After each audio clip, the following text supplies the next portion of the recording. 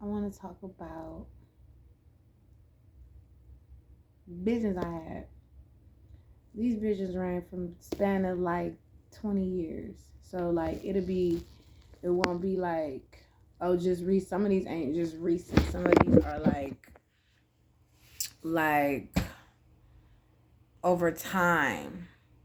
From times where I didn't know that I was an Israelite till when I found out I was an Israelite. So I'm gonna start with my favorite one. It was a dream I had. I was like 28. I was 28 and it was like 2010. I think 2011. And so I'm in my bed sleep. And next thing you know, I'm dreaming. I'm flying through the clouds and I land on I get to this palace. It looked like a gigantic palace in the sky. It was the most beautiful thing I ever seen. I land on the veranda and I see myself sleeping on this bench. That's like a really pretty bench, like ooh. And I'm surrounded by like tropical flowers and like a garden with all these birds because I like nature. So it's like monkeys and parrots and all this just exotic sounds. And I'm asleep and then I get up. No, I'm asleep and then this woman comes to me like, madam, or I don't know what she was calling me. I don't know if she was calling me your highness. I don't know what she was saying, but whatever was like royal. She was like, you know, my ma'am, or whatever. Come, your king is just over the hill. He's coming. Get up, arise. And I fly up. I'm like, oh my God, he's here. So I move. I'm like, oh my gosh. So somehow these servant people are bringing me all my kids. And all these other women start coming out their bedrooms and all these kids just flood the hall like a school. And it's like school let out. And so they just running through this palace and they running toward the front, the openings, because there are no doors. Everything's open. And so they just running to the front opening of the palace. And I'm talking with all these girls and these women like, yeah, we all excited, like, we on this way, yes. And so we all start going out the front. And so we line up. Well, all these kids, we line up. I'm first though. I do remember that. I'm first. And then second. But it's so crazy because we love each other. Like all of us. Like we're sisters. And so, all our kids is lined up. Everybody is in order, from youngest to oldest. And this is the best part. This man gets off this chariot. It's made of gold with these horses, and he got like an army in front of him. Like servants is getting stuff, and he like draped in gold. He's so fine. I ain't never seen a black man look like that. I call him black. I just remember him walking up to me. His skin is so dark, and his beard is so black. And his eyes is so serious, but his smile is so beautiful, and his voice is so deep. He got a crown on his head. He got like these gold like arm plates. He decked out, and we all decked out though. Like I got this white dress on. It's like, like draped over this. I look good. My hair is flawless. It's like big afro, really pretty. We all look really pretty and really young and beautiful and fresh. And I just remember him smelling so good and being so fine. And when he looked at me, he looked into my soul. Like he knew my inner thoughts. He knew everything about me. He knew what made me tick. He knew me. And he loved me. And I just couldn't believe somebody loved me like that. I ain't never felt no love like that. So he picks me up. I run for him and he picks me up and I hold him and he holds me. He kissed me and it's so good. It's so good. And then he holds my face and he looks at me.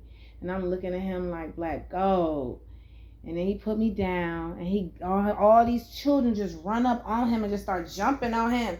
It's like he's overtaken by all these kids. And like he laughed, and then he go and greet all these women. It's not a lot of us, but it's a lot of us.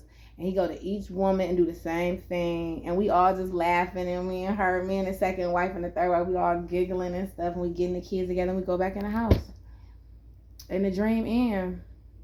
That had to be like the best dream I ever had in my life. And I didn't understand it. Like, what the hell was that? I woke up like, who was that? Who was that? I'm trying to find. I woke up trying to find that man. I ain't gonna find him here, I guess. But that was the rawest dream. That made my heart flutter. I'm about to cry. He was coming up over that mountain. He was coming up over that hill with that army. It was just so, everything was so shiny. And the field in front of us was like wheat. Because I always wanted to be a farmer, and he knew that. And he had a farm for me, and I wanted my own rainforest. And it's like he knew everything. He knew all the little stupid stuff that I like. And he loved it. Okay. So, and then, okay. So I had another dream.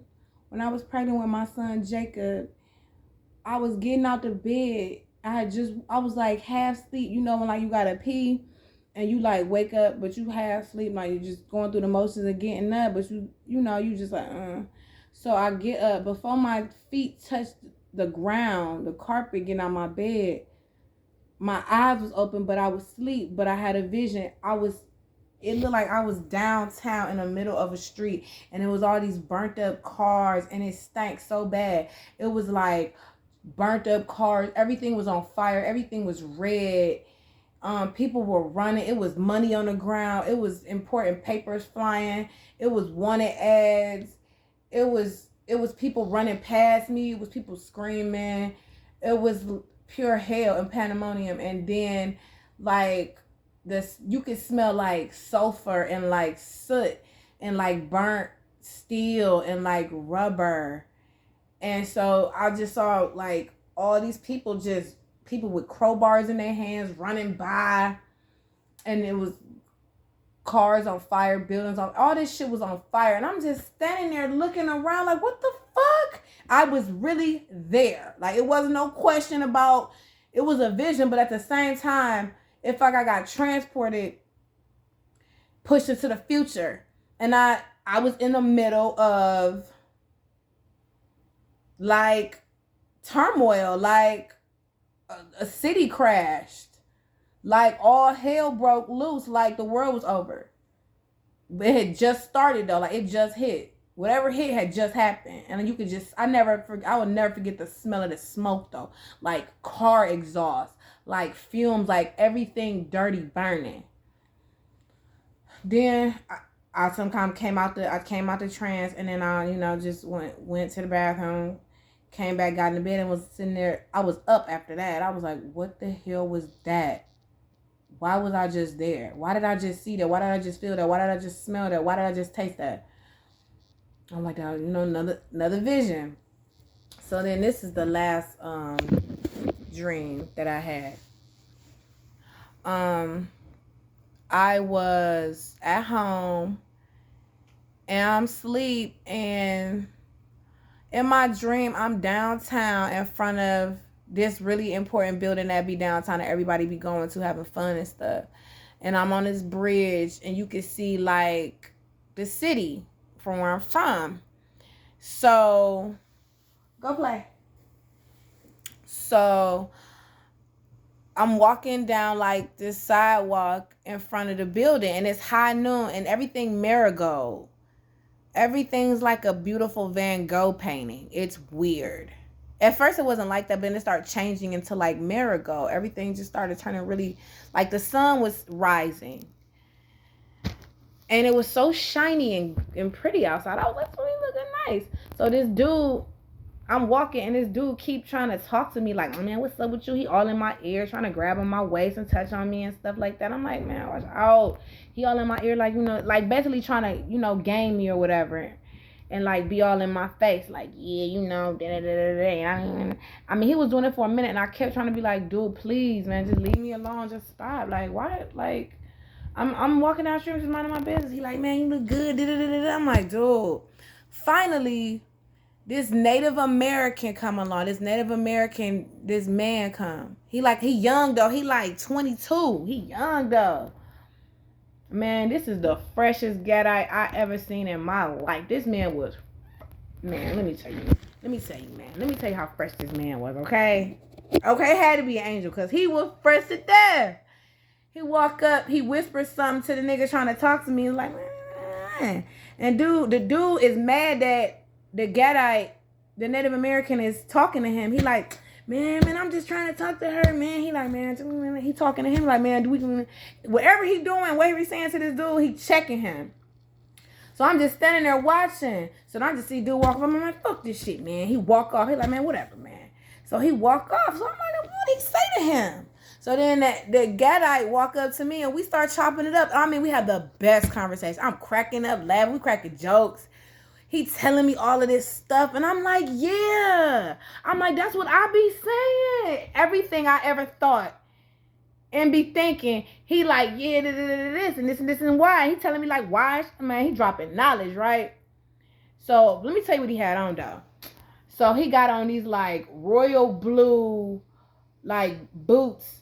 But they moccasin boots though, and they got fringes around the top. Like it's got gold beads and blue and white. It's raw. Then he got these like cool like pants on. They like white though, but I think they like denim, but they white. I don't know what it was. He wore a material on his clothes that I had never seen that shined. But they were still urban though. It was raw though. He was dressed raw. So then he had on like this shirt. It was white. And then he had on like this blue like denim jacket, but the sleeves was blue. And he had like fringes on. He had this raw necklace on. It was like fringes was everywhere. Like he had beads and diamonds and fringes on all of his, like the parts on the lining of his clothes. And then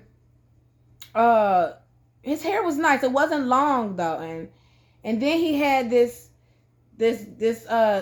headband on that had like beading on it going across his forehead. It was really pretty. I remember that because we're going to get to why I remember his headband. So then, he like, well, I got to go or whatever. I'm like, what? No, we just chopping it up. I'm like, no, you can't leave. He like, I got to go. I'm like, where you going? He like, I got to go. I'm like, no. So then I start crying like really hard. I hope I don't cry telling you this. I don't think I'm gonna cry telling you, but I remember like being like, man, mad, like shorty, like, no, you can't leave. I need you. Then as he backing up, and he like backing up, I'm like, man, stay. What am I gonna do? He go like this. And I'm like, yeah, your headband raw. That's raw. And he just laughed like, you'll get it. And then he go away. He goes away. He disappears. And I'm in the dream, I'm crying, and in the dream and then I wake up and I'm bawling crying. Like I'm crying like somebody killed my dog, okay? I'm crying like somebody took my mama. And I will never forget that dream. I'll never forget that dream. And then when I go and I get up and I think about when he did that, when he went like this. And I was like, now I get it. In a dream, I didn't get it. But when I woke up, I got it. And so, then my three prophecy dreams I wanted to talk about. Because it be hitting me all the time, Yeah, that was all dreams. Well, no, the one that was on fire, that was a vision. The other two was a dream. And I just want to talk about that. Share your dreams, you never know who else could be having the same kind of dreams as you. So I just want to say that. Y'all have a good day. Shalom.